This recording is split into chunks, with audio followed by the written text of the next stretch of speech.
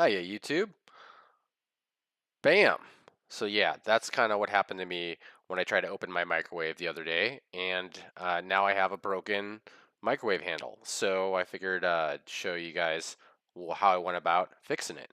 So obviously, the first thing you gotta do is take your door off. So there are two pins into two hinges, and then a little tab you gotta depress. So you can use a little screwdriver thing there to push it in, and then pulling up and work on it for a little bit, and I'm sure you'll figure out how to get it off there. So once the door is off, you can then go ahead and start working on getting access to the broken handle area. So this molding goes around the interior of the microwave, and you'll want to grab a couple screwdrivers. I'm just using my spudger, a couple spudgers from my precision tools kit, and just kind of work your way around the edges. It's flimsy plastic, and flimsy plastic, you definitely don't want to break this stuff.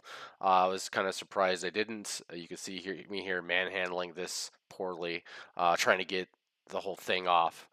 Once you get it off, you can see there's the shielding and the latch with a spring on it. The shielding's held down by a couple screws around the edges there, and then the upper screw and the bottommost screw are the screws for the handles, and we want to get to those. So first thing we got to do here is take that latch off, get it out of the way, and that just kind of slides out of place. You're going to need a little bit of gorilla muscle on it, but again, don't break anything. Don't want to fix more than we are repairing. And then you can get access to your screws. All right, and take those puppies out of there. And you'll see here I have my broken little tabs that came out of the handles. And I'm actually going to use these later, so I'm holding on to them and I'm going to reuse them just to make my life a little bit easier here. All right, so now we're going to go ahead and start making a handle. All right, here's a piece of mesquite, great hardwood that I bought from a guy on Craigslist. I bought a bunch of these and I made a bunch of shelves. This is a little leftover piece that I had laying around. I'm like, this is a perfect wood to use for the handle. So just want to use what I got. Maybe it's not the best wood for the job, but I'm just going to go with it. And I just used the original handle as an outline guide and went to it with the jigsaw, which immediately I realized was a bad idea. And I had to pull out my table saw and just kind of make the wood more manageable, cut it down a little bit, make it thinner, and bam, now I have something I can use the jigsaw with. But it's still a hardwood, so it's gonna take a little bit of effort here, and it's got to go slow. Make sure it doesn't smoke, and be patient with it, and hope that I can, rough out a basic shape that I want for the handle. Okay, so back over in the kitchen here in order to test out my new hillbilly handle. Yeah, a little bit redneck right now, but I think we can do something about that. It's not exactly perfect, but it is functional at this point. It's the right general size, and now I just need to do a lot of sanding and shaping. I spent a lot of time sanding and shaping this. I could have probably made it more perfect, but I got good enough. I got the basics roughed out with my orbital sander here, just kept working at it, and then after a bit, I switched to hand sanding to really get those edges nice and organic and smooth as I could. Still some rough bits, but on the interior, no one's gonna really notice. Should be all right. And love linseed oil. Works great with mesquite. Really brings out that grain. It's kind of like one of those magical moments when you're doing woodworking and you put that oil on there and you really kind of feel that texture kind of come through.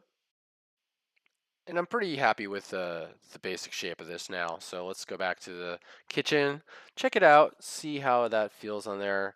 Feels pretty good in the hand. I only sand it down to 100 grit. I'm not going to put lacquer on it. It's going to just wear naturally over time. I think it'll be good. Next, I took my little hacksaw and cut the broken handle bits down so that I could put them back in the microwave and they would compress the wooden handle down correctly without damaging the existing microwave. Next, I gave a quick shave to the bottom of the handle to get it a little bit more level. It was kind of wonky cattywampus there, and it fits a lot better. Feels a lot flatter there against the surface, which is great. And now I can go ahead and take those little plastic bits that I shaved and put them in there so that the head of the screw doesn't put undue pressure on the inside of the microwave door because there's nothing in those holes. And next I went to Ace and got some wood screws with pan heads. I got flat heads. I never will do that again. Some washers. Didn't use the washers, didn't use the longer ones. I didn't want to go too deep into the mesquite, so I felt the 1 inch screws would be enough. Then I clamped the handle to the bottom of the door, put some pilot holes in, put the screws in, and there it is on the door. Firmly attached, no problems there, working pretty well. All right, so next step here is for reassembly. All right, now I got the other side up, and we'll take that spring for the latch, attach it there, put the latch on and slide that into place, and boy, oh yeah, that was fun. Give it a 5 or 6 tries, and I will get this thing on there. Next was putting that molding back on, which just snapped right into place, and then putting the door back on the microwave. There's 2 holes that the pins go into, and then there's that little tab that's used to kind of help lock it into place on the upper hinge.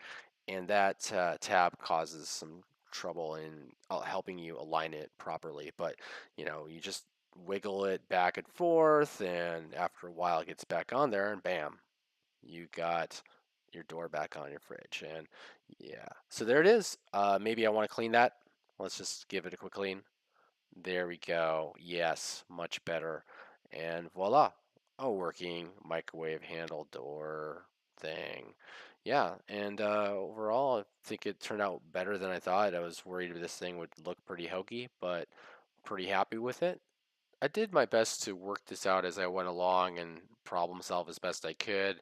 Use the tools I had, use the wood I had at my disposal, which happened to thankfully be a pretty good hardwood. So I hope you found this useful and interesting, and I hope that if you ever have to do this yourself, that this was informative to help you fix your problem. All right, well, thanks a lot. Have a good one.